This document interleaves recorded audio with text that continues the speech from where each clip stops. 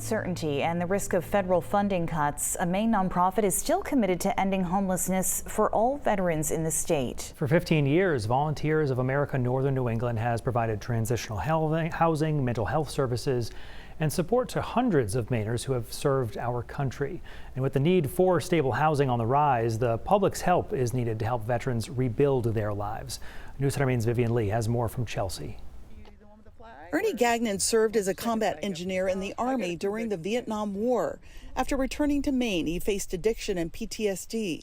At one point, the Augusta native lived in his car in a Walmart parking lot.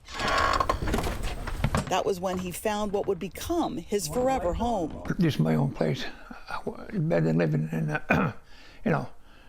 being homeless on the streets again, Just they straightened me right out.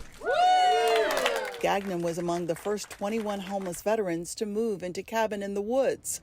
The project offers 1- and 2-bedroom homes on 11 acres at Togus VA Hospital.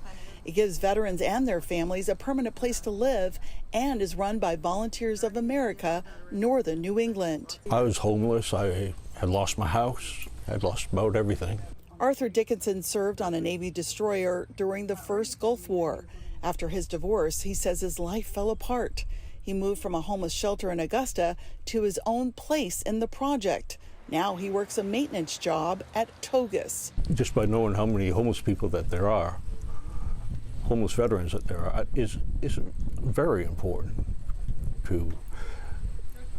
I wouldn't be where I am without it. Recent studies show that between 130 and over 200 Maine veterans are homeless.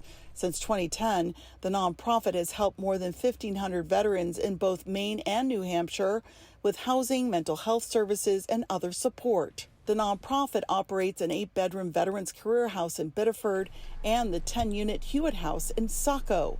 Both offer transitional housing for homeless veterans. The need for stable housing is growing, especially with possible federal funding cuts that could impact veterans. We also know that they're considering cuts to HUD, and the cuts to HUD would impact our rental assistance. These programs here rely on a veneer of federal support. The nonprofit is hosting a fundraiser called Operation Brew and Q 2025 next Thursday evening at Eric's Church in Windham.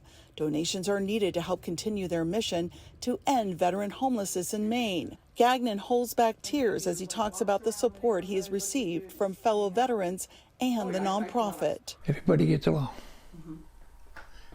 Just like brothers. He is rebuilding his life after serving his country. In Chelsea, Vivian Lee, News Center, Maine.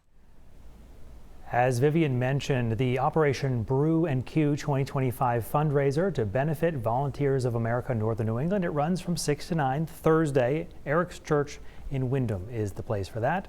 For more information, you can head over to our social media apps.